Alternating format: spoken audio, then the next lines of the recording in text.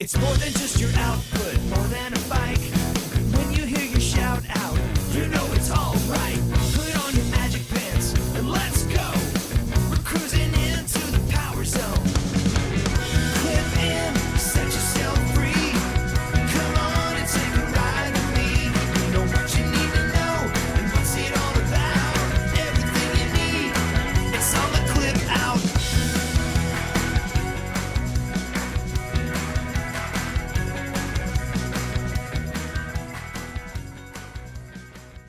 Welcome to the Clip Out Podcast, episode 317. This is Crystal O'Keefe. And this is Tom O'Keefe. Happy St. Patrick's Day. No. What?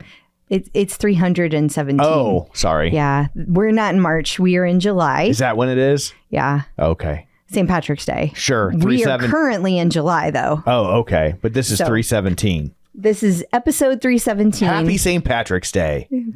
Being filmed in July. Oh. We were celebrating the independence of the Irish. Independence from whiskey and bad food.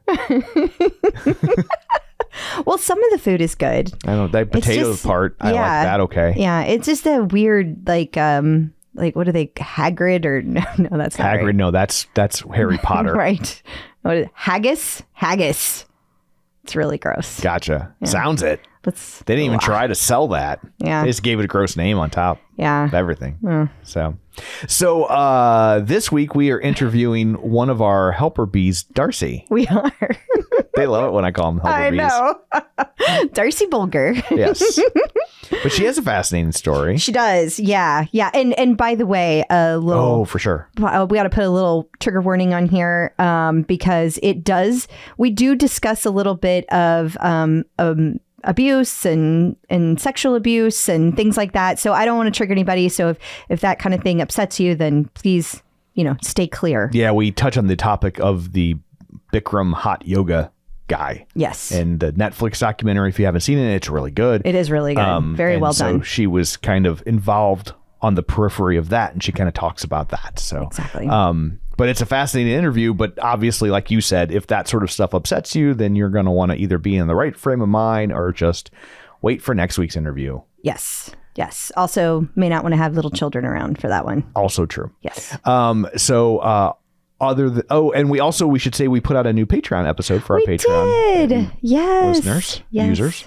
So we appreciate that. We do. Tell you all about how I almost flunked out of college by forgetting to go to a Spanish final. Yes, and lots of Peloton updates, lots of Clip Out updates, rather. Yeah, what's going on? Where we will be in the near future. Mm-hmm. So what else, pray tell, do you have in store for people this week? Well, Peloton is just popping out new features left and right. So we are going to be talking about all of those. We're going to be talking about all the things just in general going on with the instructors, like we always do. Mm-hmm. We have a visit from Dr. Jenn, and we are going to talk about how to stop sabotaging your own weight loss efforts. And we have a visit from Angelo, and I can't find it on here. Yes, tips for tendinitis. Yes, tips for battling tendinitis. And going back to the Dr. Jenn, that's another one that could be a little touchy for people. We touch on abuse there as well. So it's kind of it's just chock full of trigger warnings this week. Yeah. But all the instructors, lots of interesting things there, little tidbits of things going on with Peloton, little celebrity news, got all kinds of stuff.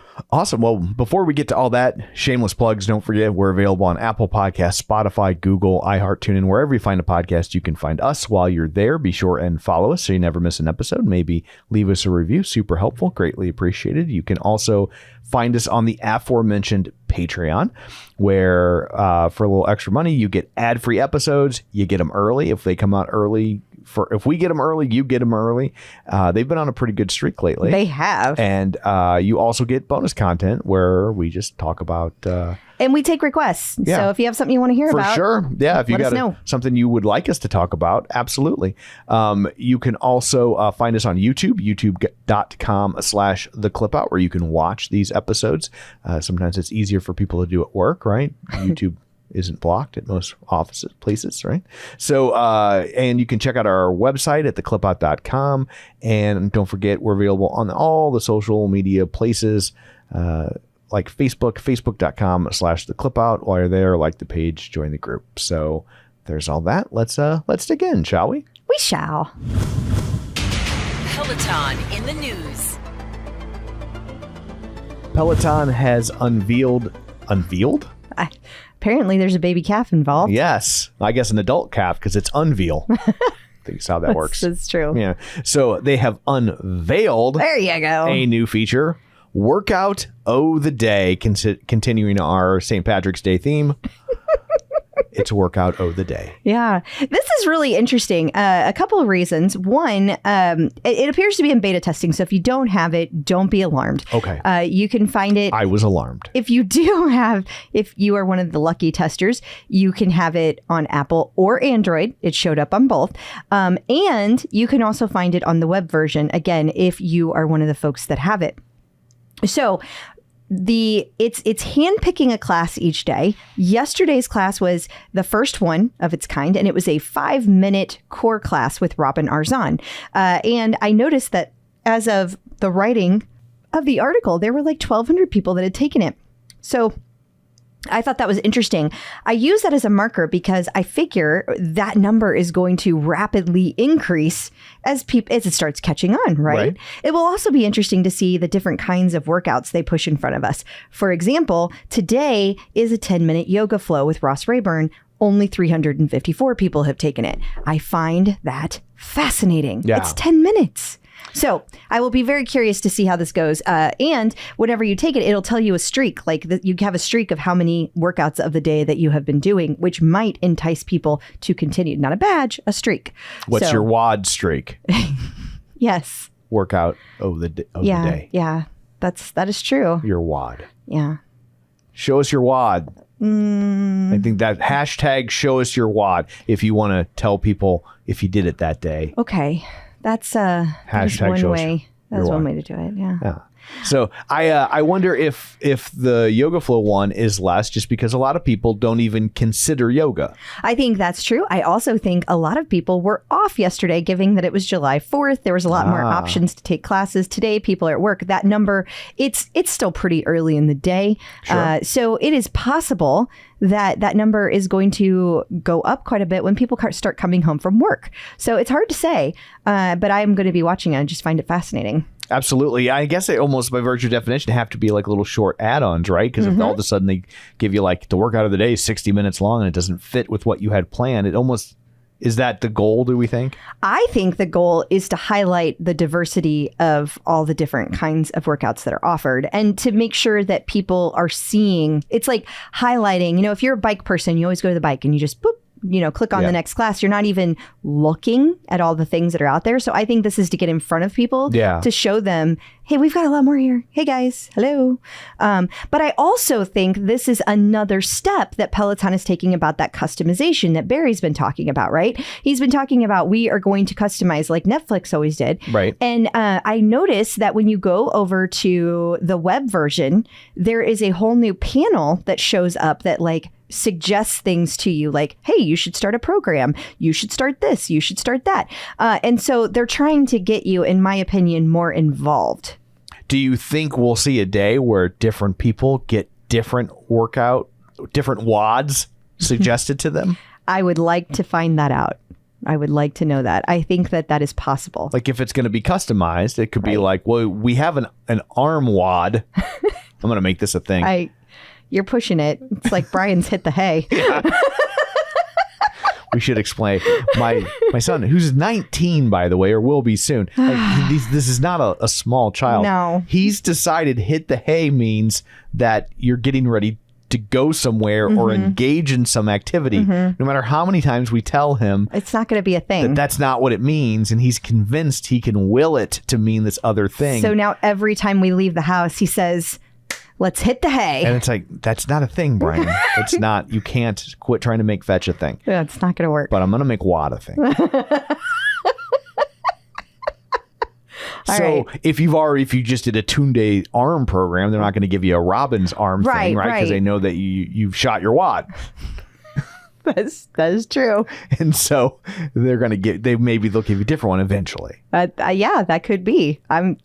I think that would make sense, right? If you never hit bar, you never hit Pilates, that would be good to put in front of people, or dance cardio. It doesn't matter to me. You put in front of me, I'm not going to take it. But like to get people to see that there are these other offerings. And so I think that could be true, Tom. And maybe they're already different ones. I don't know. I'm only seeing mine.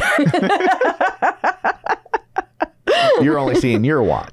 Exactly. I am not segueing into the next topic. That is good. Until you say WOD. Yeah, give me just one. WOD. Thank you. There is a casting call for Peloton members, but don't show them your WOD. It's not that sort of a casting call. Don't make it weird. Yeah. Yeah. So this is probably your chance is already gone, because this was like last couple of weeks. So it happened. It happened. It's why you need to follow you on the Instagram or be in our Facebook group. You see these things in real time. Real time. That's true. You had to be available the week of July 10th. So technically it hasn't occurred yet. But by the time people hear this, it's going to be very late. Right. You also have to be based in the New York tri-state area, not visiting, based in. Yeah. So that just know that. But I love that they are going to continue to show the different kinds of people that Peloton. I love that. Yeah. That's good. Yeah. They're looking for actual regular members to kind of fit the rest of the marketing campaign. They're going to put regular folks in these leggings. That's right. So you know what it's going to look like on you. And I really love what they did recently with that commercial. So I'm hoping that there's something more to come like that. Precor, formerly Peloton Business. What was it? Peloton for hotels. I can't think of it. All you can think about is WODs. Commercial. Peloton commercial. Peloton commercial. Yeah. So if you're wondering why we're talking about Precor, it's because it's a division of Peloton. It was briefly called Peloton Commercial. They have launched a distribution division, and their first customer is Stages Cycling. Yeah. And I just thought this was interesting because it's Precor bikes, right? But they're wholly owned by Peloton. Right. But now they're going to be in Stages Cycling.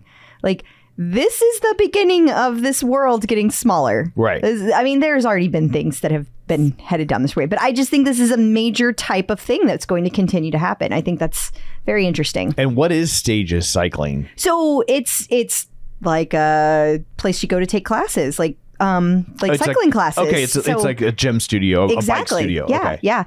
They call it Boutique Cycling Studio. So it's another one of those, and Okay. I find that fascinating. Yeah, absolutely. So do you think they'll have a non-Peloton bike in there though? I right? can only assume. I don't know though, because they were selling. They never told us what they were planning on doing. Like they were like, were you guys going to make Precor and just like slap a Peloton label on it? Were you going to start making Peloton bikes with Precor parts? Like, we don't know. So like, I can only assume at this point, since we never saw any of that, right, that these are going to be Precor bikes. So I thought Stages Cycling was a bike company and that they were going to start selling those too. Oh, well, it does say it's a distribution. Yeah. It says that they're going to be the distributor of Stage. Maybe I completely misinterpreted this. So let me try this again. The strategic partnership will see Precor becoming the worldwide distributor of Stages Cycling commercial product lines, leveraging Precor's existing sales, service, and distribution network. Okay, so they are selling Stages Cycling bikes. Okay, that will now be a product that they offer. Yes. On behalf of Stages Cycling. Right? That's Gotcha. how you read this. That's how I read it, is that Stages Cycling made bikes of some type and that you could now purchase them through Precor. And I read it as, I didn't read the whole article. Yeah. I read only the headline. Yeah. This is why you should not do that. Don't read For only once, the I read headline. the article. Yeah. It was short, in my defense. Not unlike myself. I have read none of the other articles that will appear in this episode. I have Shot my wad. But my original point still stands that this is kind of like this is a step towards getting this whole market smaller, Right. because it also says that Precor is thought to be extending its marketing of other suppliers' products and taking on further brands. So they're almost just becoming a distributorship for all these different kinds of Equipment. Yeah. It seems like Peloton I think they'll always have a bike available, but it also course. seems like they're becoming equipment agnostic. Well, I mean, that's the goal. Right. You want to get 500 billion users or whatever it's supposed to be. That's the goal. Yeah. So I just think it's interesting. Absolutely. The Wall Street Journal has an article titled "Meet the CEOs Who Pull in More Than $100 Million a Year." And then it talks about Barry McCarthy, who does not. Yeah. So, but like on paper, he does. On paper, sure. But on paper, I'm 6'2". I know, but that's the thing. People like myself who only read the title to that last article. Yeah. A lot of people read this and Right. assume that. And I think when you go through and you read, well, Barry McCarthy makes $168 million a year, you just assume he is sitting in the back room counting that out. Like Scrooge McDuck. Right. We used to make this joke about John Foley all the time. Right. Except at one point, he actually had that money. He did. Or at least could have accessed that money. The only way Barry McCarthy's going to get there is if he turns his company around and the stock price goes back up to like $50-$60 a share. And then he deserves it. And then at that point, that man deserves every damn penny, right? I gotta agree. They're acting like they paid him $100 million and the stock is currently trading for a nickel. And I know, that's especially, I love this. They're out earning Apple's Tim Cook. Right. And he's not. He is not. And the picture of this guy, whoever he is, I don't know who he is. He's the CEO of a company, so I'm going to go out on a limb and assume he's probably a douche. But they have this picture of this guy like he's posing for the poster of Godfather 3. Like, It's only so many headshot poses people can come up with. I suppose. But also the lighting. The lighting, the spotlight above. Yeah. Wow. Yeah. Like it's, but like I'm just... I don't know. Maybe this is a Wall Street Journal. They like business, so maybe this doesn't sound as if you're a Wall Street Journal reader because you're like, yes, make all the money. Nah, I think it still sounds shit. But yeah, I just was as I'm reading. Even when you read the article, like. And they mentioned Barry McCarthy pretty deep in it, and they do spell out like, well, if the stock turns around and blah blah blah, and I'm like, oh, so in other words, he doesn't. Yeah. Right. Like it's currently at like $8 a share. He has the potential to. Right. We all have the potential to make $100 million. Well, I mean, his is on paper. Yeah. He's got potential a lot faster than the rest of us. Yes, he has a greater likelihood, but yes, if you use the long arc of history for far enough, then yes, I guess potentially we all could. Anyway, I thought this article was dumb. That's why I shared it. Yeah. I knew you'd love it. I love to rip on the Wall Street Journal. That's just a dumb article, guys. 9.com.au, which means Australia. They had an article about the gamification of fitness, and the right out of the gate, boom, they're talking about Lanebreak. Yeah. And I love how it's 9 questions with honey. Cracking up. Anyway, so they talk about Lanebreak, and they go into how fitness is going to be changing into a game in general. But I thought that they also talked to some of the instructors. Didn't I see some Just Sims in there? I don't know. I told you I didn't read any of the other articles. Okay. I just saw Peloton and stopped. Yes. See, there she is. There she is. Yeah.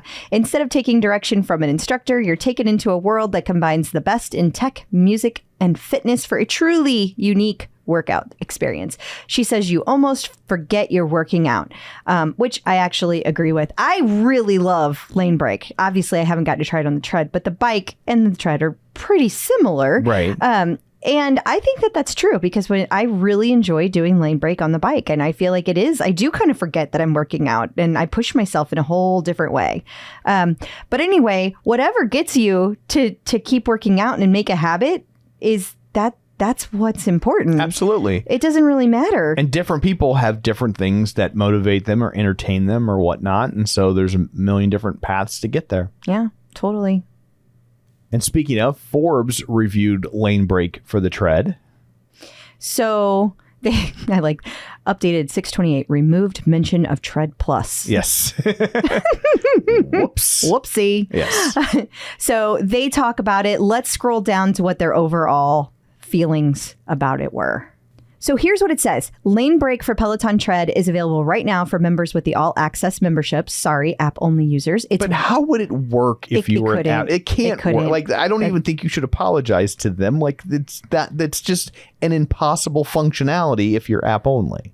So it says it's well worth your time, especially if you're looking for something new to liven up your running workouts.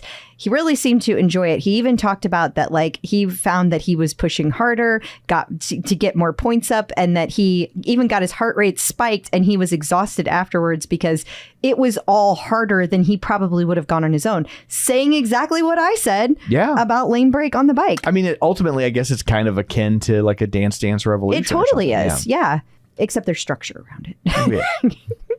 Speaking of reviews, our own Helper Bee Nikki wrote a review of Peloton Gym.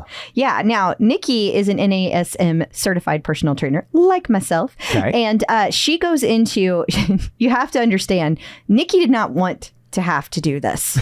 You made her? No, I did not make her. Why are you so mean to Nikki? She moved. And when she moved, it took all of the Peloton equipment out of her life for a month. So the timing worked out perfectly because they literally made the gym feature go live right as she was moving. It could not have been timed better. Oh, that's nice. It was. So she got to try it at home, and she tried it in a real gym, and she tried it like in different variables to give everybody an idea of what she thought. Now, overall, she really liked it. She really liked that there were so many variables that you could control. She did not like some things about it. I will let you read the article in depth on your own. But the big thing is you spend a lot of time looking at your phone. And there are some things that don't go as smoothly as they could.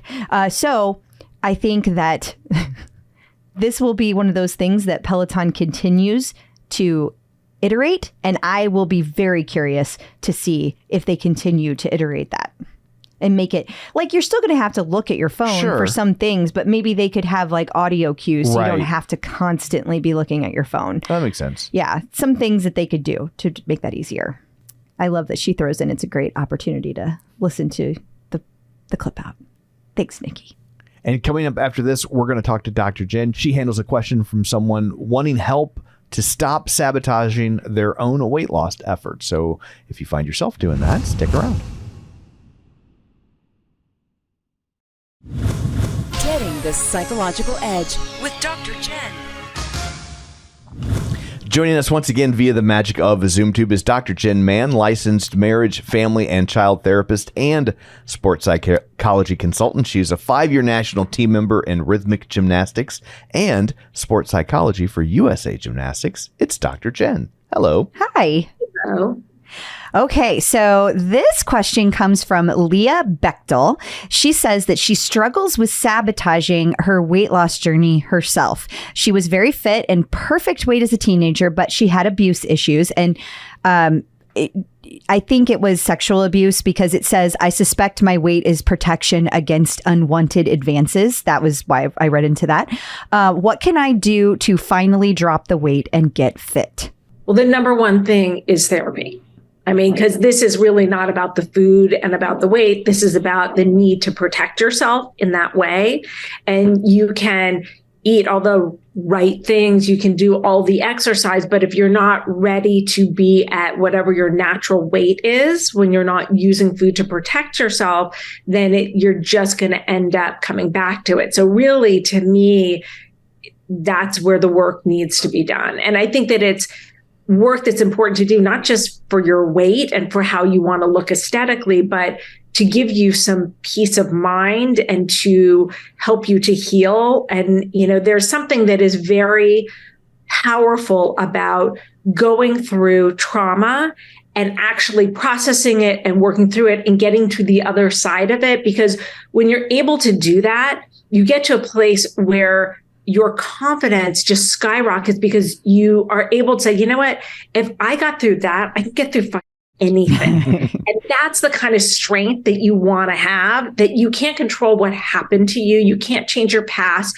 You were an innocent victim, but what you can do is decide how you're going to deal with it and how you're going to take it on. And in order to do that, you also have to tolerate discomfort, pain, facing things that you sometimes don't want to look at and don't want to examine, and sometimes feeling like you're going to relive it, or fears that if you open that Pandora's box, that the pain will never end. But what I can tell you, and I've been a therapist for over 3 decades now, is that working through it gets you to the other side. The pain, there is a point where it changes, and where, of course, it's something that is in your history, and that's something that is a pain that exists, but the way you live with it is very different. And you can ultimately use that trauma to empower you and strengthen you and get you to a new place. So really, that's, to me, the issue is not about the food or the exercise, but I can give a million tips, but none of it matter if you're not ready to be at whatever your natural weight is. That makes sense. You got to do the thing before the thing. Yeah. I think for a person who thinks very logically and hasn't had a lot of experience with, well, it doesn't matter if they've had a lot of experience with it. If you're just a person who struggles with emotions, and I do, that's why I'm saying this. It's like hard to understand logically why processing trauma helps the trauma, because it seems like it shouldn't be necessary. And I know it is, and I know it works. And look, so many people feel that way. And sometimes when you process it, it gets worse before it gets better. And that's the mind fuck of it, that you're like, but wait, I'm supposed to feel better and I feel worse. But you have to go through that to get to the other side and feel better. Yeah, definitely. Yeah. Awesome. Well, thank you so much for all that. Until next time, where can people find you? On all social media at Dr. Jenn Man, 2 N's on Jenn, 2 N's on Man. And you can find my Peloton workouts on my Insta stories. Wonderful. Thank you. Thank you. Instructors in the news. Matty Maggiacomo and Cody Rigsby attended a Pride event at the White House. How incredibly cool is this? Here's a picture of Matty with the vice president. That's so cool. So that's really cool. It is. I wonder how many of these instructors have been to the White House now, though. Boy, it sure seems like a bunch. It does. Yeah. Yeah. I'm not jealous at all. No, I genuinely think that's really cool. Like, they've made it so far, all of them. It's cool. Speaking of Matty, he was featured in magazine, which is an LGBTQ publication out of Canada. I love this. I don't know if you know this. In Canada, they spell gay G-E-H.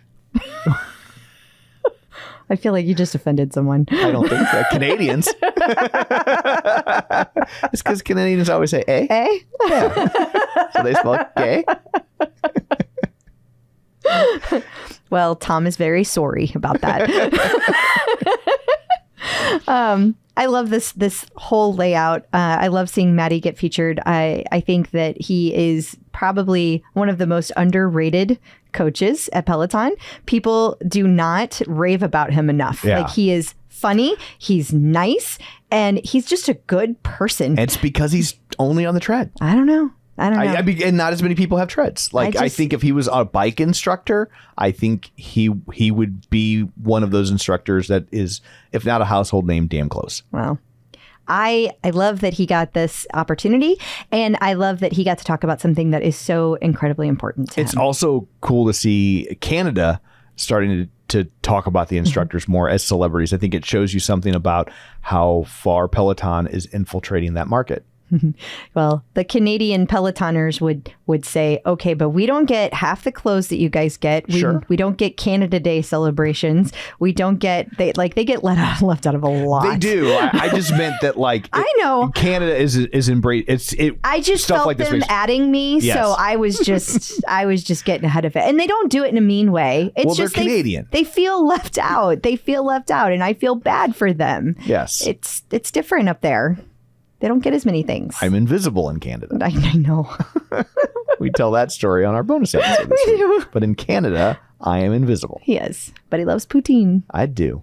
Allie Love is on this season of Netflix's Is It Cake? This season is season 2, and it's called Is It Cake 2?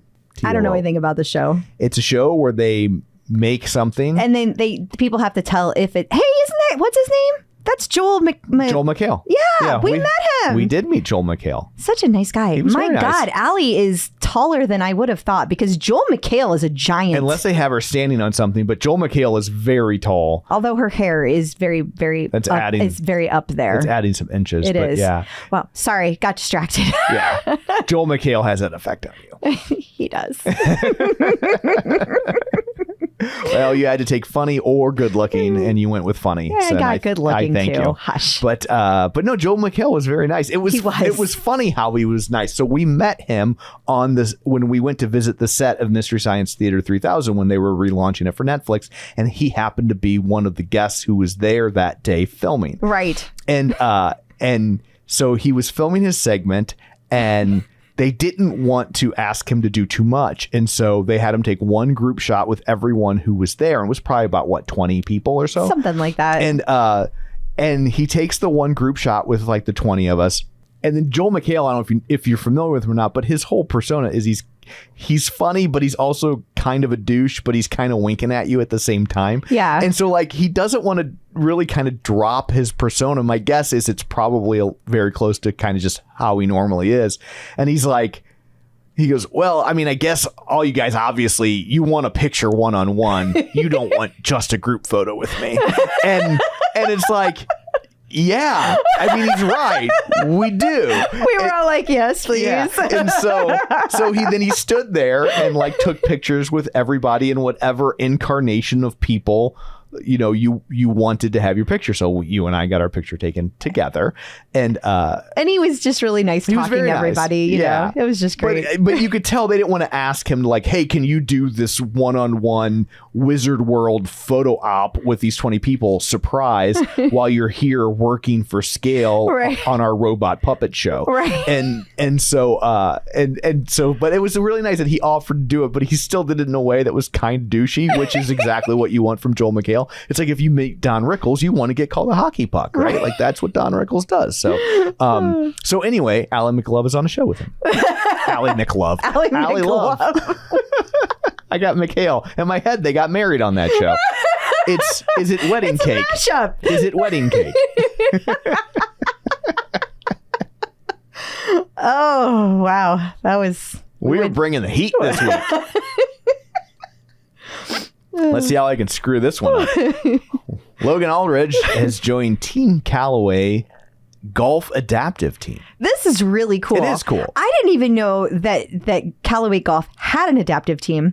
I didn't even know Callaway Golf was a thing. So well, I didn't either, to be honest. It's sports. Yeah, I'm sure it's a very big deal. Just it's sports.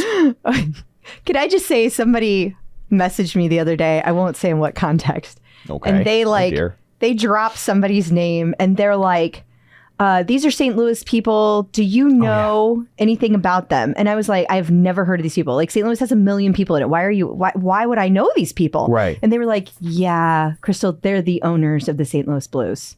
Oh, yeah. I would not have known that. And to show you how little I like sports, not only do they own the St. Louis Blues and I don't know who they are, I used to work for the St. Louis Blues. Yeah. Now they did not own it when I worked there, but still, like you would think I'd have some. I was just like, oh yeah, I guess that's them. Oh my God, that was great. Okay, so anyway, Logan, he joined this, and so they have an adaptive team, and it is a whole bunch of amazing people. They use adaptive equipment and modified rules to finish their round.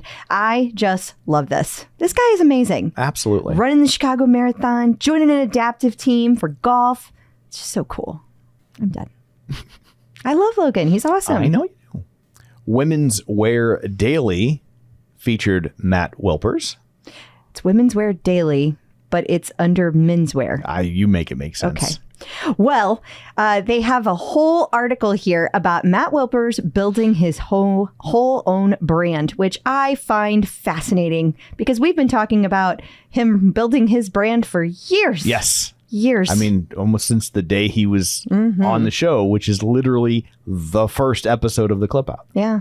And it goes way beyond these people he's collaborated with, like way beyond that. Absolutely. So it goes deep.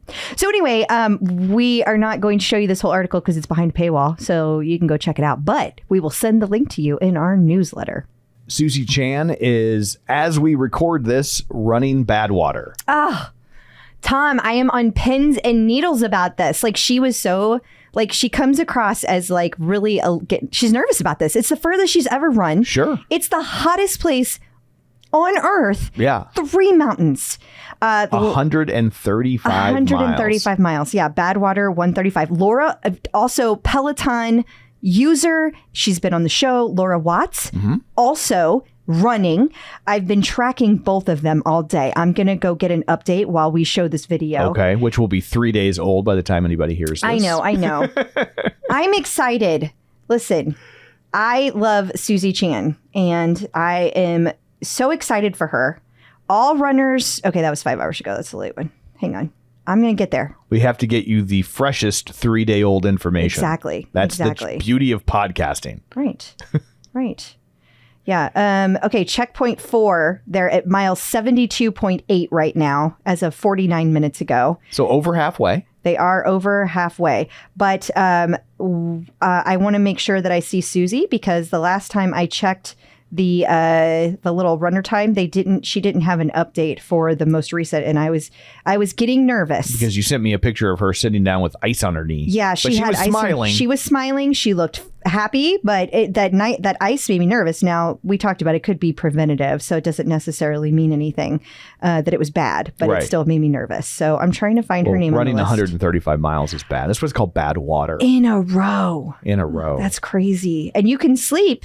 But the thing is, you still only have 48 hours to do it. Gotcha. So here we go. Yes, she has not crossed the 58 mile or the 72 mile. So now she could be sleeping. So I don't know. But it's the hottest part of the day there. Would make sense that she was.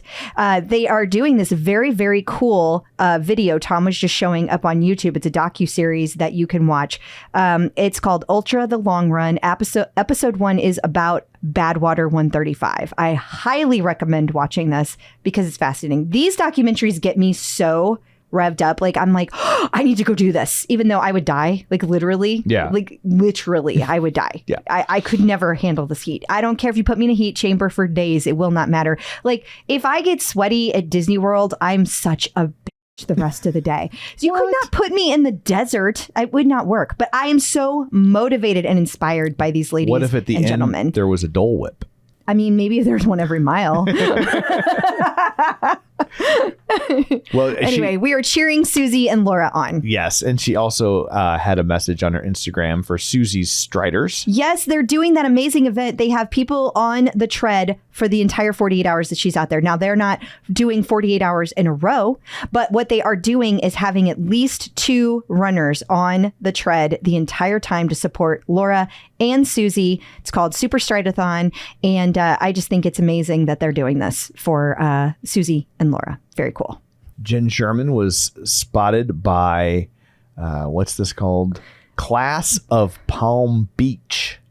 When she was out and about, they started asking her what she and her friend were wearing. Yes, all name brands. All name brands I have never heard of because I live in the Midwest. Yes. Though I will say this lady's sunglasses, she said, were from Amazon and they were like $7. That's true.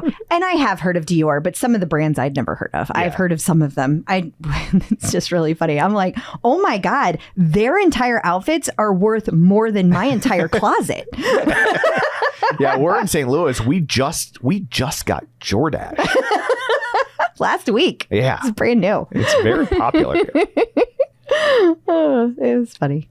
Charlotte Weidenbach was spotted walking the red carpet, figuratively, there's no red carpet in this picture, at Tarantino Live. Tarantino. I know they call it Tarantino Live, but I believe that was a little typo. I think it's Tarantino Love because I thought it was a whole thing about and it says live in the background. It's Tarantino Live. It's a show that's premiering in the West End. Then it said Love earlier. I swear to God, there was a love in there somewhere. I don't know. Maybe she loved the show. Maybe. I don't know.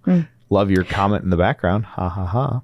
But so this is a new show. Tell us about it. It features, I guess, well-known songs from Tarantino movies. I can't tell. I think it's recreating scenes because the clips I saw, you saw like the dance at Jack Rabbit Slim's from Pulp Fiction. I might know a lot about Quentin Tarantino, and things like that. So I guess it's just recreating memorable musical moments because his soundtracks are so crucial to the structure of his films, but it's premiering in the West End. So I guess if it does well, at some point they will transfer it over here. That's how a lot of those shows work.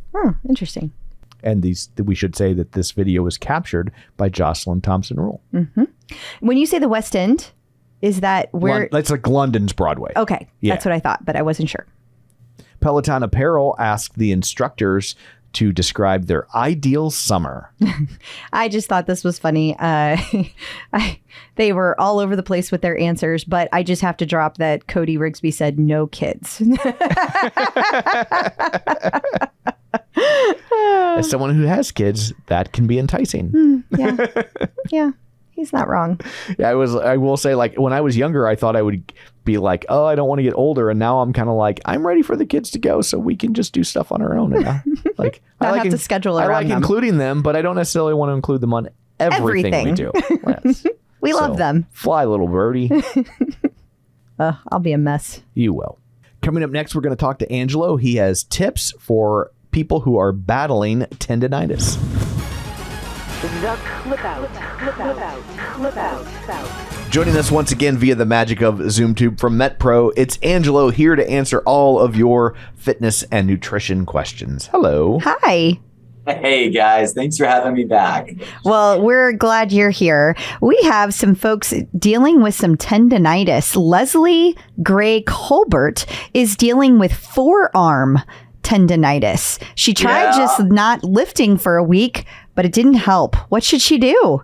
Oh, Leslie, you have an itis, so it's an inflammation. Itis. So now, not a doctor. Go talk to your doctor. They can actually give you doctor advice. But I will tell you, tendinitis is super common in the fitness world with our clients. It is one of the more common things that anyone who is active, sporting, athletics, exercise, weightlifting, experiences. And what you probably notice is that when you rotate or anything where your palm is in the pronated position, that's palms facing down and under load, it's probably very painful.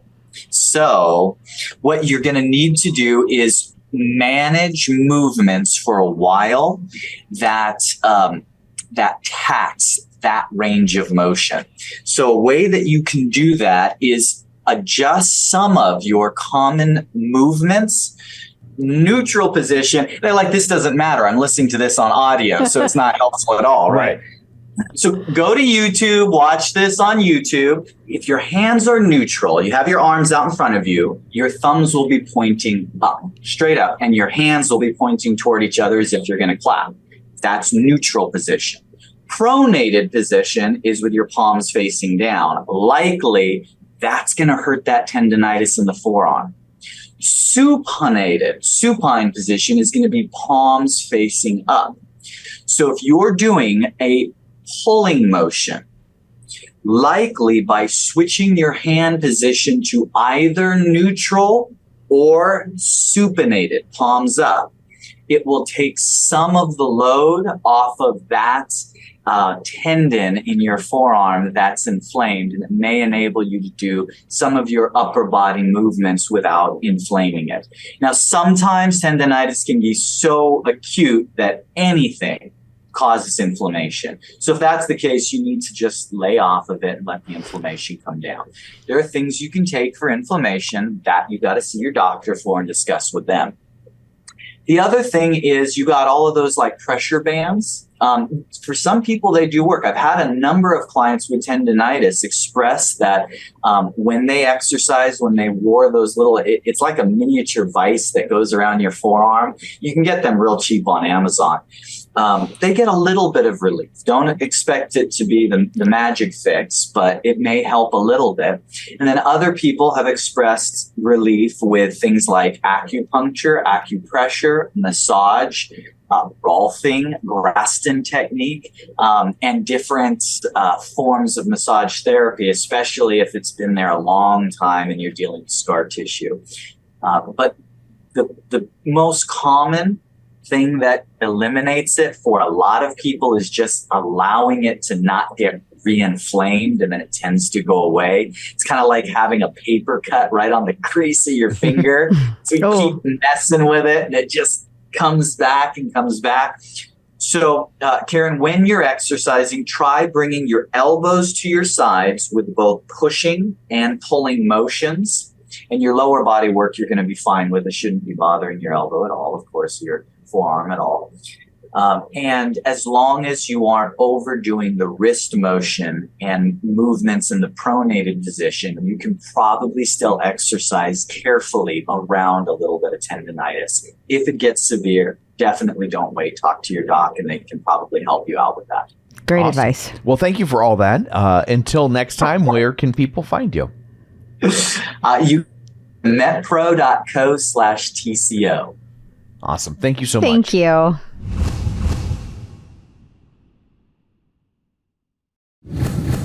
Peloton Celebrity Sightings. We have a new celebrity sighting. This is a little niche, so some people might not know this woman, but her name is Kathleen Hanna, and she's the lead singer of punk band and original Riot Girl movement band Bikini Kill. And she is over here singing on her Peloton and loving it. She says she's preparing for tour after being sick. Also, who did you say she was married to? She is married to Ad Rock from the Beastie Boys. That's a lot of punk. Yeah. Punk rock.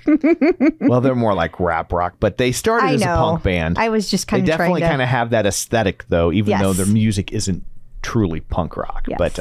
But yeah. So it's always fun to see people, especially like somebody who's very anti-establishment like that. She's still digging her Peloton. Yeah. So good for her. Yeah. Peloton Artist Collaborations. We have 2 new artist series. The first one features Samara Joy. Yes, and there's going to be 2 classes. One is going to be of yoga flow with Ross Rayburn, and another one with Nico. So they're both, one's 30 minutes with Ross, one's 20 minutes. They're both coming up. They were this week on July 3rd. But there's only 2 classes. So her music is a little softer. It's kind of soulful. Gotcha. It's not necessarily something you would want to like pedal to or hit. Right. It's not like super intense. That gets you like driving. It's a different type of vibe. Perfect for yoga. So I'm really glad that they were able to find a way to do that. Awesome. And we also have a new artist series from Luke Bryan, which I am super excited about. You know, a little country music in my life. You like your country. I do. Well, we do live in St. Louis. We do. We are in the Midwest. Get my Jordache on. Also, there were outdoor artist series classes that came out this week. Yeah. So it started last week and they had a ton of them. So they took classes and they reimagined the music. So we've got Jermaine Johnson's Eminem Run, Susie Chan's Taylor Swift Run, Jocelyn Thompson Rules, Bob Marley, John Hoskins' Queen Walk, Robin Arzon's Dolly Parton Walk, Alex Toussaint's Kendrick Lamar Walk plus Run, Jeffrey McEachern, Bob Marley Walk, and Bex Gentry's Madonna Run. I would think the Queen wouldn't be a walk. I would think it would be a strut. That's fair. A sachet, if you will. And you will. Yeah, you kind of have to with Queen. It's pretty much the rule. Yes. A prance? You could prance. If you had a little attitude in your prance, you could do that. Yeah, you could do that. In case you missed it. July 4th holiday is over, but there are still July 4th classes out there if you just can't get enough of America. Yes. There was all kinds of them that dropped on demand. We had Callie's 20-minute 4th of July arms and shoulders. There was Logan's 4th of July run, Hannah's 4th of July ride, Ross's 4th of July flow, and Alex K's 4th of July row. Okay. We also have new scenic content for people. Yeah, this one looks really neat. Tenerife, I think is how you pronounce it. You got me? I don't know. Somewhere around Spain's Canary Islands off the coast of West Africa. You know, where you go. Sure. To summer. Well, now you can go there. You can. Because you've got a Peloton. Yep. And there are classes with Jeffrey McEachern, and it's a 30-minute run with Jeffrey and a 30-minute hike with Rebecca Kennedy and a 30-minute bike ride with Rebecca. I feel like the instructors are just like, they're just submitting places they want to go to. Yeah. I'll film a scenic class while I'm there. That's why St. Louis only has one scenic class, and it's done entirely at a crime scene. I don't even know if that's still up. I have to check sometime. That's funny. That sad bridge. Yeah. DJ John Michael debuted a new Debbie Gibson song, or remix rather. Yeah. On an Adrian Williams run.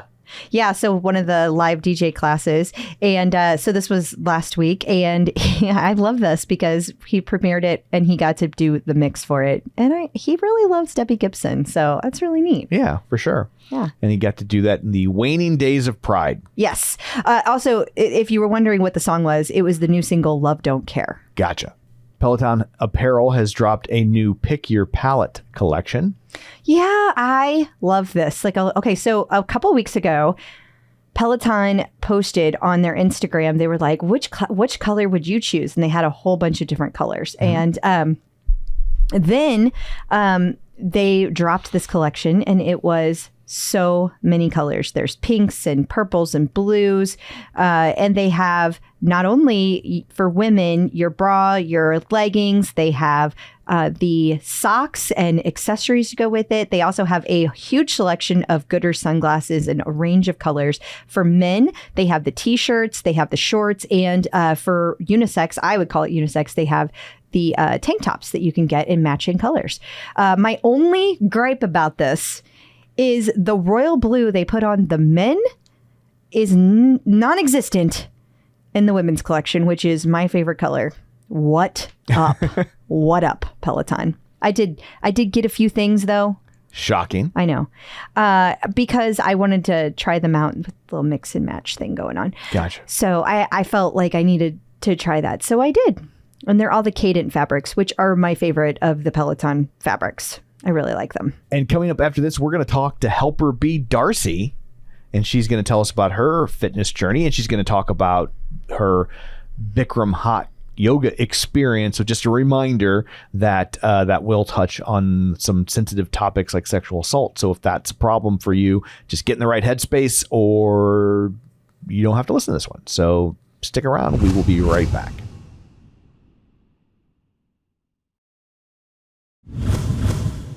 Checking in with the Peloton community. Joining us today via the magic of ZoomTube is Darci Bolger, one of our helper bees. I started saying helper bees, and I don't know if you don't that's know how upsetting. to stop saying it. I don't know if it's upsetting, but I've been saying it. You have been saying it. You have, and I love it. I giggled first because I thought it was an adorable leaderboard name the first time you said it, and then I laughed when I realized you were talking about me. So I did no offense, only delight. That's great. Well, it's funny because we had some people that have come on that have been helping us with things. We've mentioned them from time to time, writing reviews and different articles and that kind of stuff.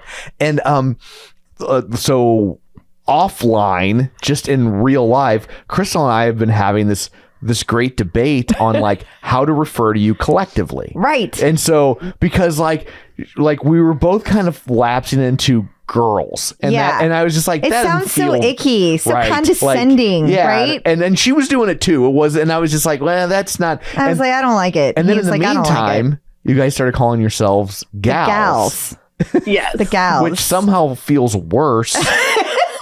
It feels... one is too young, the other is too old. Yes. Like the one makes you too young, the other makes me too old to say gals. Like I'm just going to the general store for some gingham. Yeah.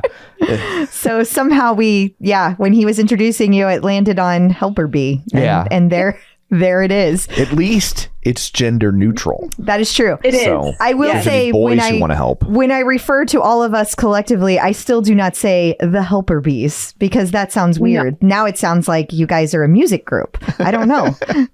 That's not a bad That's true.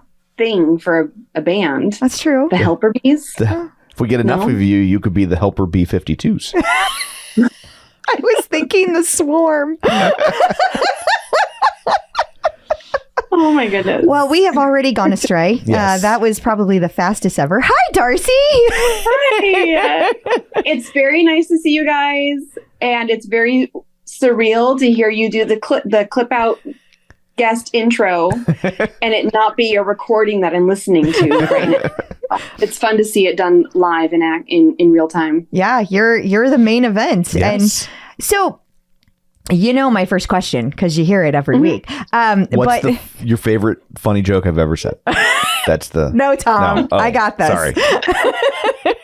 No, but I wanted to know about like how you found Peloton, but I have a caveat, and that is I know that you were involved in all kinds of fitness before that. So I'm curious how the transition occurred. Yes. So I had a lot of fun going through my like fitness timeline over my life, and it didn't start until I was like an adult, but it's been 20 years. So now I feel really old. So that's not as much fun as it was at first. But yeah, so in 2002, I started doing hot yoga just because people I worked with really loved it. And they said, you should come along sometime. I thought it sounded insane, like the amount of sweating they were describing, like wringing their clothes out after class. And there's only one reason you should sweat that much.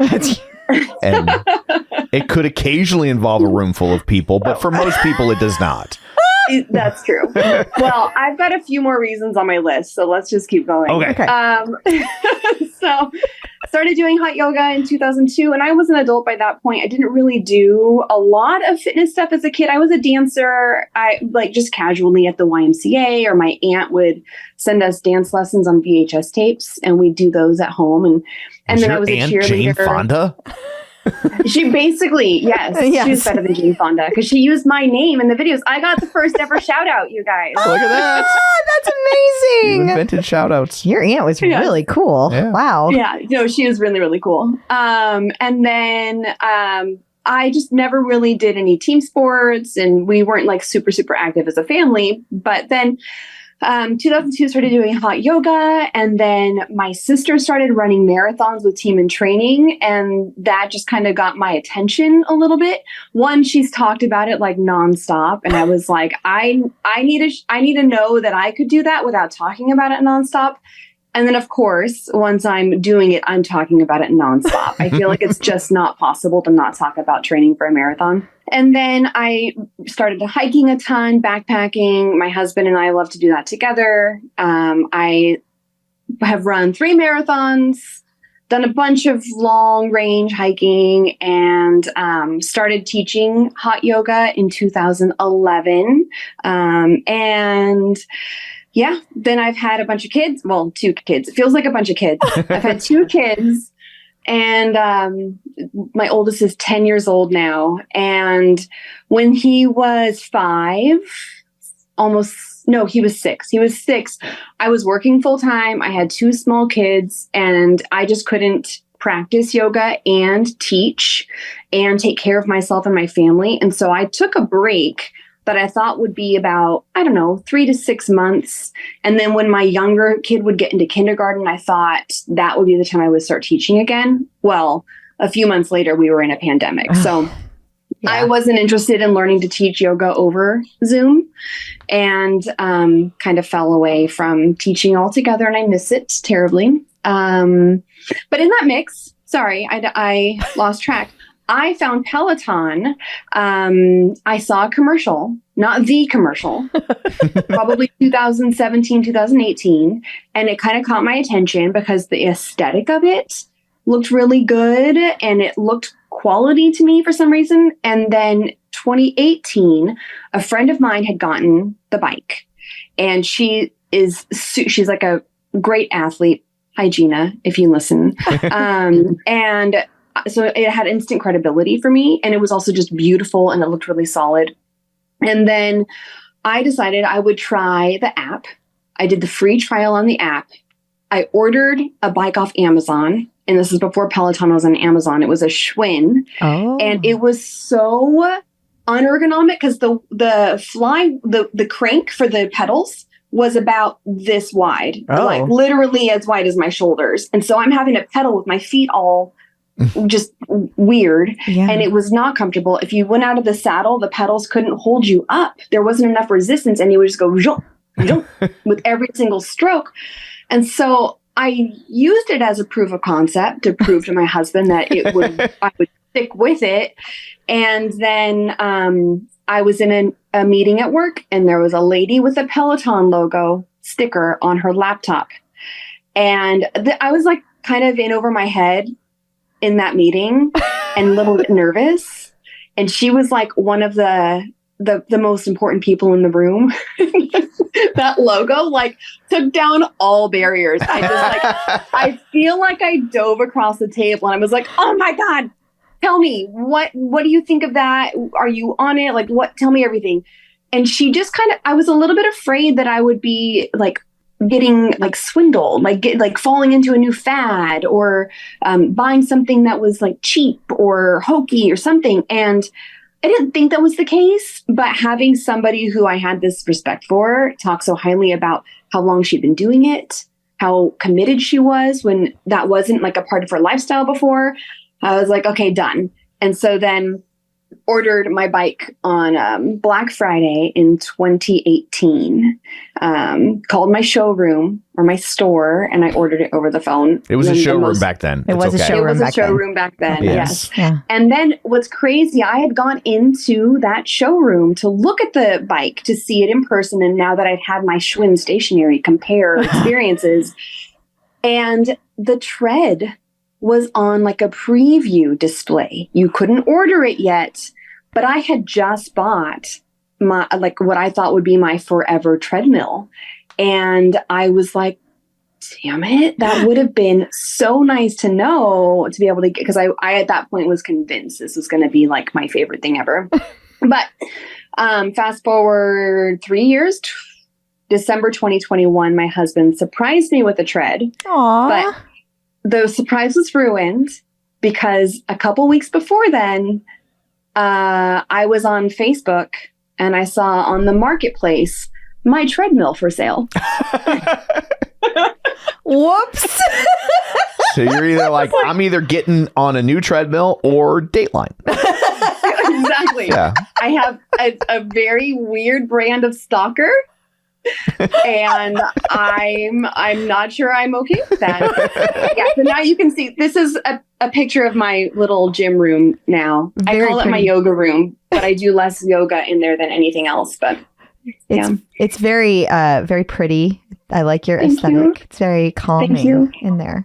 You know what's really funny? The thing that stands out to me in the picture right now is that, for people who can't see, there's a water bottle in my water bottle holder that is not Peloton branded. Oh. It's just a super thanks cute for joining water us. Get out of here, Darci. And it stands out like a sore thumb to me, but it also aligns with the rebrand. It's like neon pink on that like really pretty purple that they're using. So now I kind of appreciate. Just put a sticker look on it. Yeah. Now you just need to get the new black logo with the white. Put it right in the middle. That's how I get Crystal to pay attention to me sometimes. I just put a Peloton sticker on my forehead. And she's like, you're looking very sexy. People are going to jump across tables to ask you about that Peloton sticker. I wear it in meetings, yes. Oh, okay. Yeah. Did I answer your question? Oh, you totally did. Yeah. Okay. Yeah, all we did was ask your name. But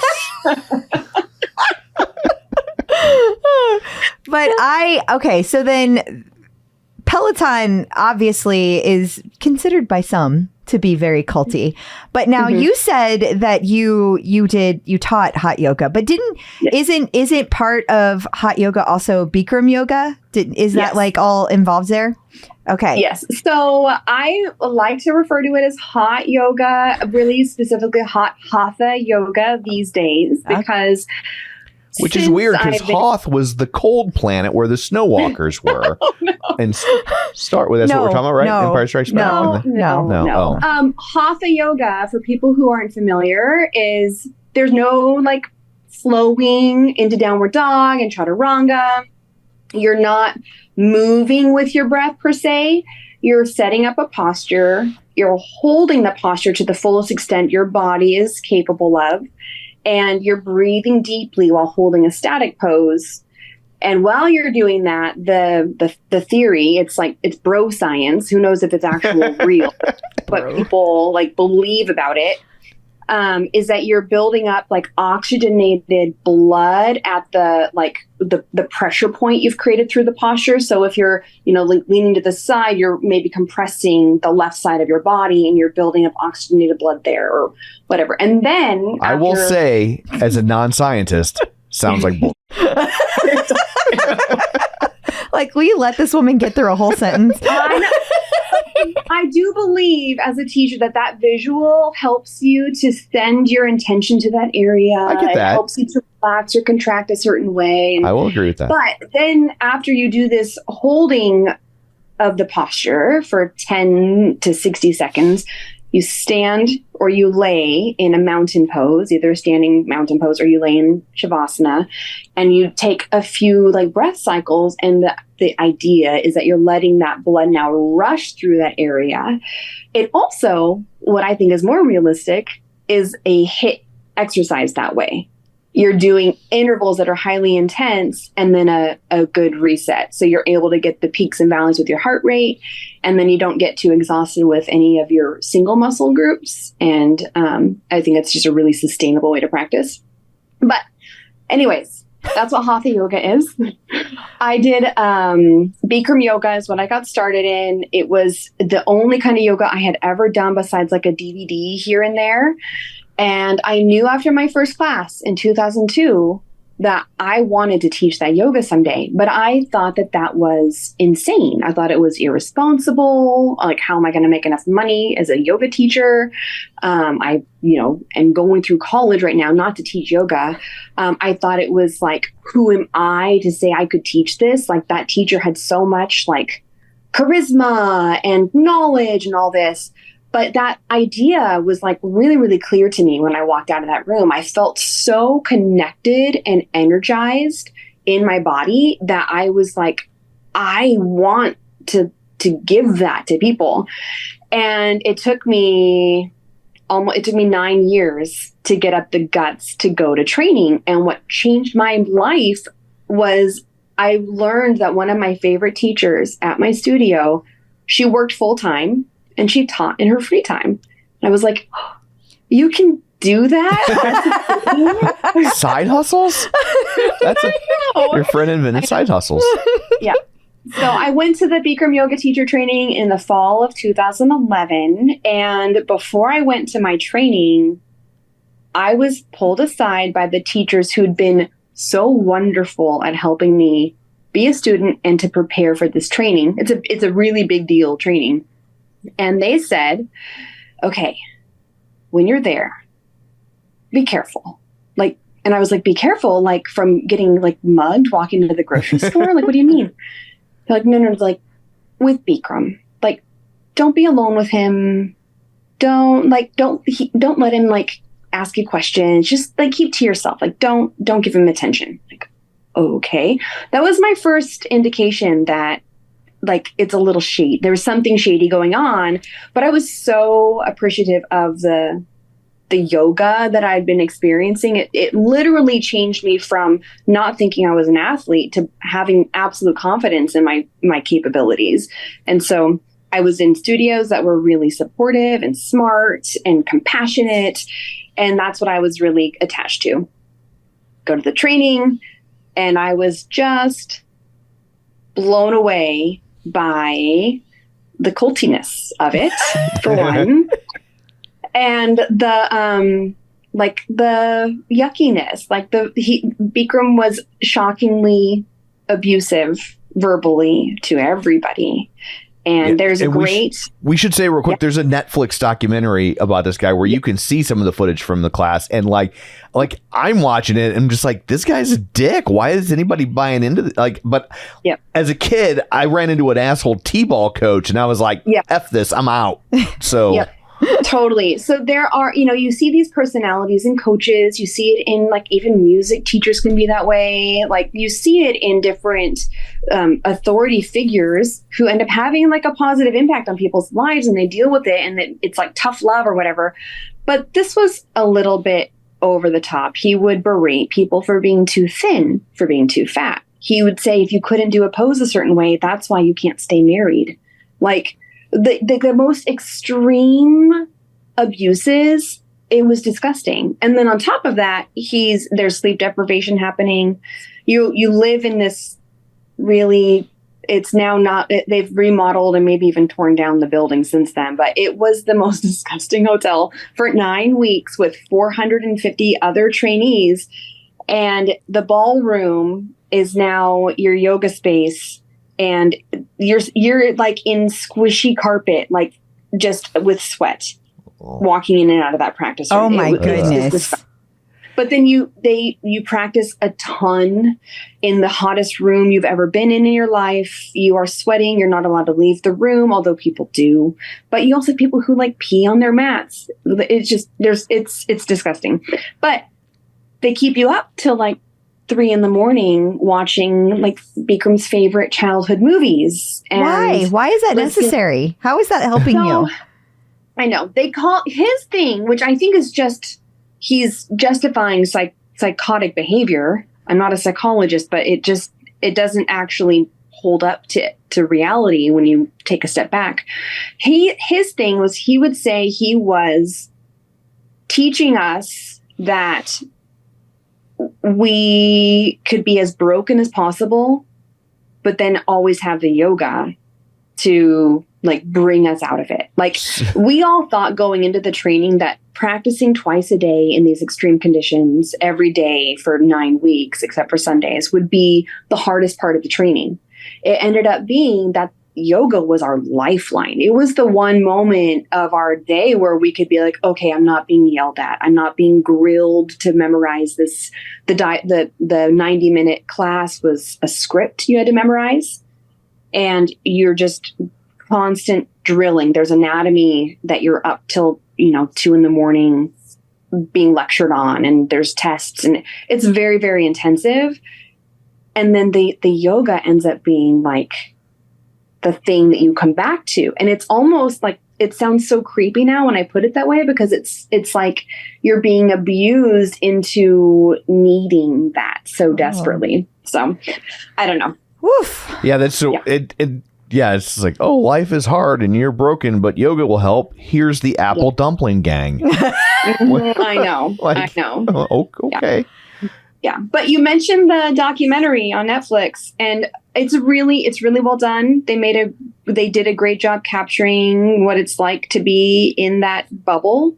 But it does highlight, just a trigger warning for people. It highlights for sure. Some experiences with sexual assault and abuse by Bikram, accusations thereof, I should say. But I know personally one of the women, if you go to, I wrote it down, 42 minutes and 25 seconds, there's a still of me and her in the thing. Anyways, from what I experienced, from what I know of these women, like I believe it. And not only do I believe that these, things happen to them, I witnessed what we all tolerated from him. And I feel like, I was very naive. I was oblivious. I was also I wasn't aware of the fact that tolerating that kind of behavior might embolden somebody to think they can get away with more. Right. And it also, with that many people tolerating it, it made the women, the victims, feel like they didn't have a voice, because it was like, well, I'm going to stand up to these hundreds of people, and really it's thousands of people who were so dedicated to this practice. And that's another culty aspect of it. Everybody just kind of became blind to these mistreatments. It became normal. Yeah, you just get used to it. I mean, I went to Catholic schools growing up, and there was like, there was like, yeah, you don't want to be alone with that priest. Oh, okay, got it. Like everybody just said that, like it was just, you just knew. Wow.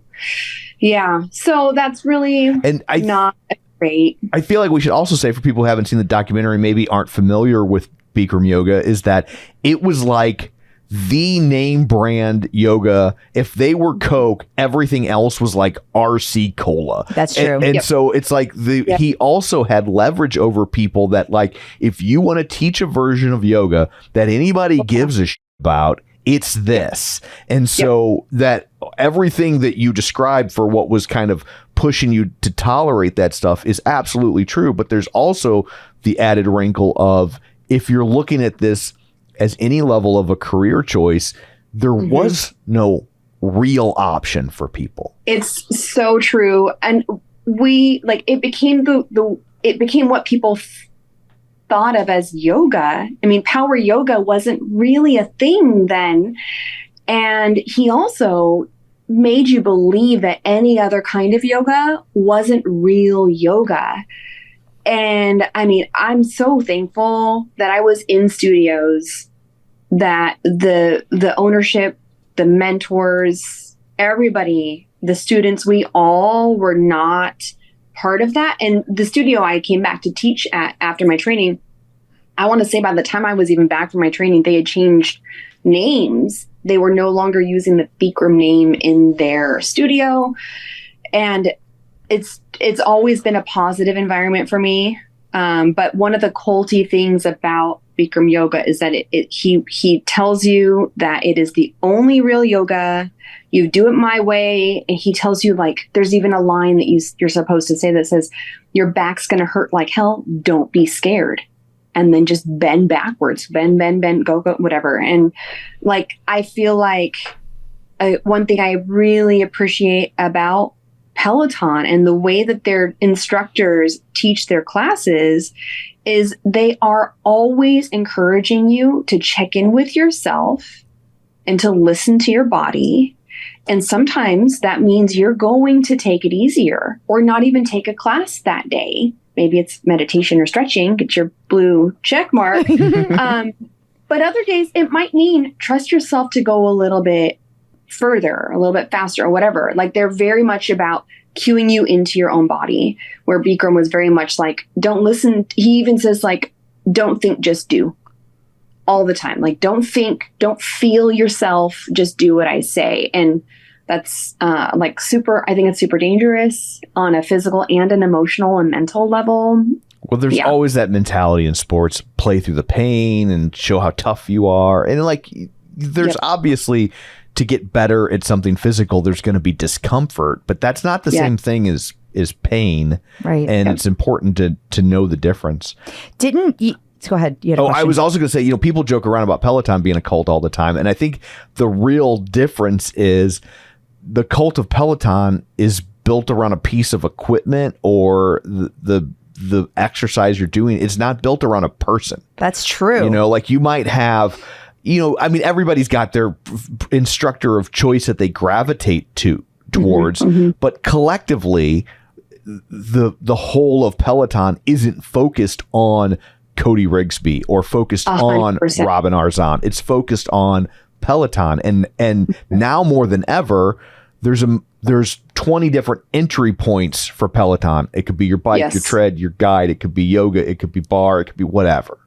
Yep. Yeah, I feel like they're focused on the user's access to wellness in whatever terms they define those to be. Yes. Like, the app now allows you to track and get credit on Peloton if that's a motivator for people, which, listening to today's episode, I love that story that it is a motivator for people.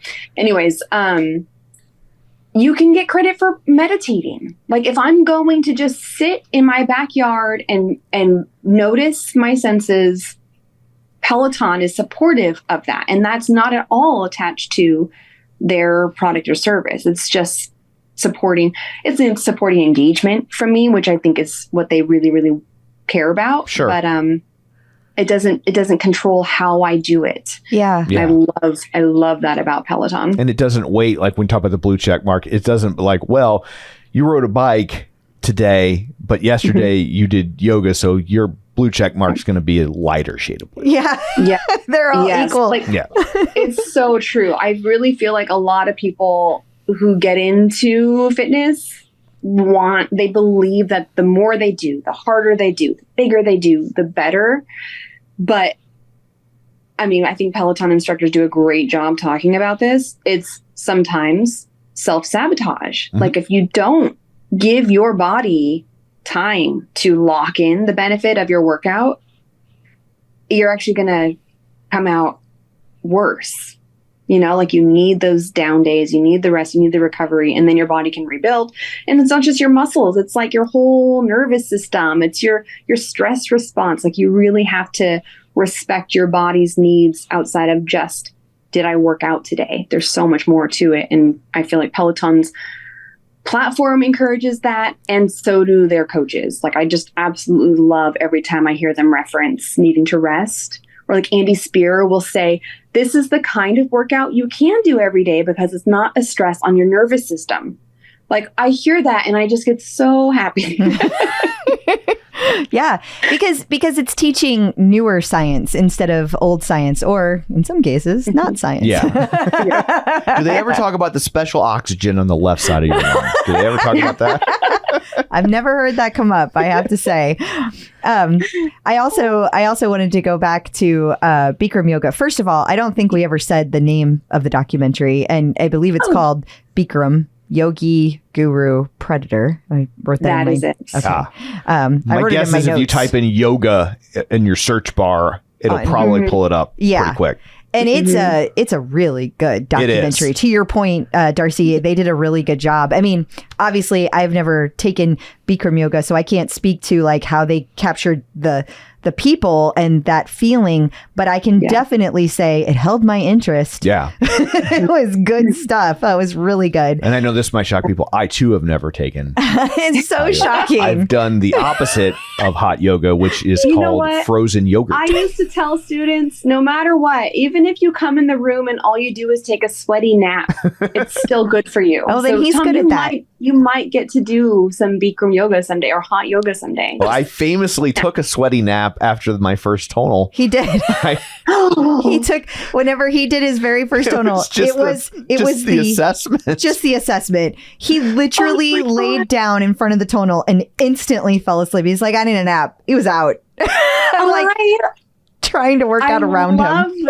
Yes, I love that story. I just feel like we uncovered like a little artifact of Tom. Like, you know, it's legendary that you spent a year doing tonal without telling anybody, and we just got to hear about your first experience. Yeah, I crapped out right there on the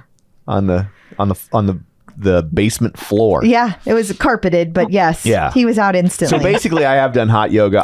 I'm essentially a yogi. But when going back to that though,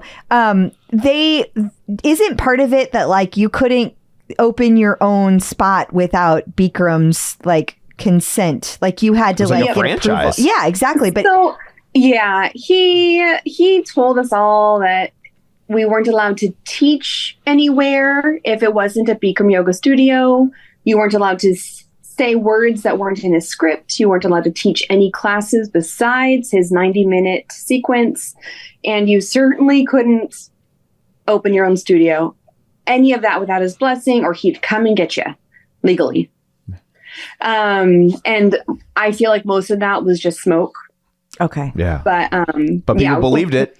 Yeah. People believed it. Who's got the muscle to test it out, right? Right. That's going to take deep pockets. Yeah. Yep. And I mean, with the reality of whether it was required or not, the people involved in Bikram yoga were so invested in that community, in Bikram himself, so fully bought in that there was like, you wouldn't even want to not be a Bikram yoga studio. Like that was what we really, really wanted. And they were everywhere for so long.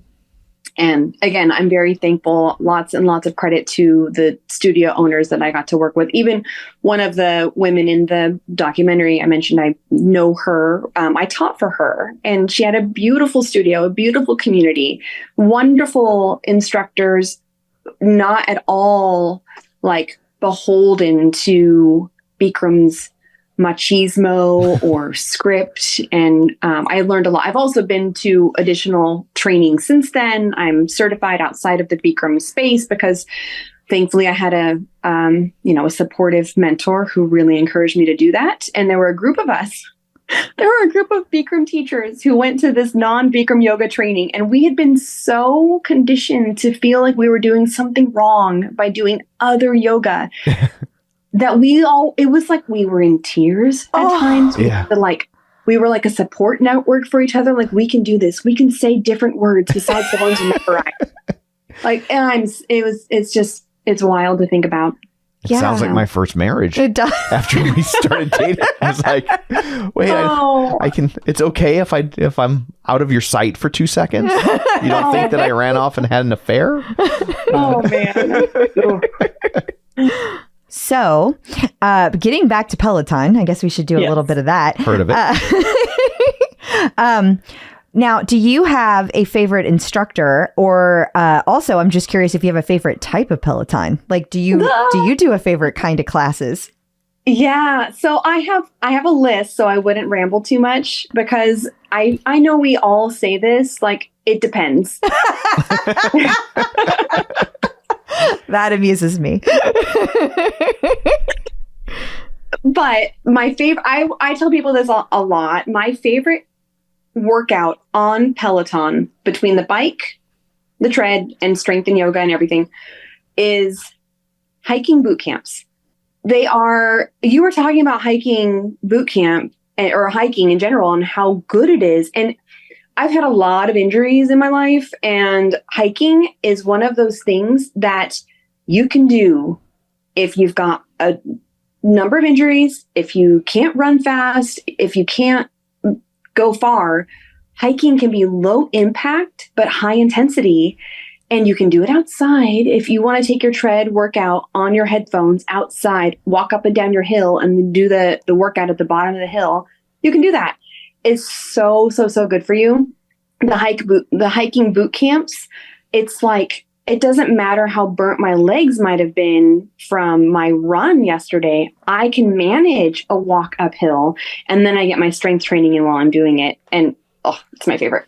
So that's my favorite workout type on Peloton. My favorite instructors for running, it's Matt Bex and Marcel Dinkins. Okay. For hiking, Rebecca, obviously. For rides, I love Jess King. I love the helicopter ponytail. She's also really good at cueing you into your body and sensing what's happening. It's really, it's like a moving meditation. I've never heard anybody call that out for Jess King. It's so interesting to hear what people highlight about each instructor. And they always talk about how fun she is or how kooky she is, but they never say that. That's amazing. Well, and I guess as someone who has been teaching yoga and stuff, that's probably something that you really pick up on. It's whole 100%. And like, she got me with her kookiness and her fun party and her jokes and whatever. But I started to pick up like, whoa, I am being cued into my body in ways that I'm not getting from other instructors with her. And that is what keeps me coming back to her. It was like when we were dating. Tom. So I love Olivia for high cadence training, because people complain about it, but high cadence training is a lot less stressful on your body, and you can go further if you're taking more strokes in the process. So, and you're talking about the bike, right? Are you talking about the bike? Yes. Mm-hmm. Yes. Olivia for the bike. I love her on the tread too, but she's almost too hard for me on the tread. Dennis, also good cues. He's a yoga teacher, and that's why. And then he also is really good at describing the bike mechanics, the body mechanics going on there. Strength, glutes and legs, I love Andy and Adrian. Arms, I love Ben and Robin. Core, I love Olivia and Emma. But it's a lot of the same for me because I did too much of the core, her core programs. Yeah. So it's like, it all seems the same for me now. Yoga, Kristen and Anna. Meditation is Ross. And stretching, Hannah. Corbin's foam rolling is the best. Yeah. Yeah, that's good stuff right there. Yeah, you really broke it down. I love you named all 52 instructors. I love how you broke down body parts. Nobody's ever done that before. That is new. Well, one guy did, but we had to cut it out. It got weird. Okay, do we need a short answer? Do we need to edit to a short answer? No, not at all. It was funny. It was funny. I love it. Yeah, but who is your favorite instructor overall? If you could only pick one Peloton instructor. Yeah, I'd have to go with Matt. He references a running coach that a great running friend of mine got me onto, named Jack Daniels, not the liquor, but yes, the coach. And so I know Matt's an incredibly smart and accomplished trainer, but I've read the Jack Daniels Method running book and I understand the science. And then it helps me to know that Matt also understands the science. Like your body is not just a machine that goes forward if you ask it to. Your body has a million systems working in it. And when you're training properly, you take one day to train each system. And then you have your culmination where you put it all together. And Matt's workouts are structured so that you're training those systems individually, the kind of running or the kind of cycling. And when you put it together for your FTP test, all those things come together. And it's not because you're not going to do a good FTP test because you practiced riding hard for 20 minutes straight every day for 5 days a week for the last 3 weeks. That would actually kill you. And you'd have the worst FTP test ever. You're going to have a good FTP test because you followed the program of easy, moderate, and hard, and then the variability within those.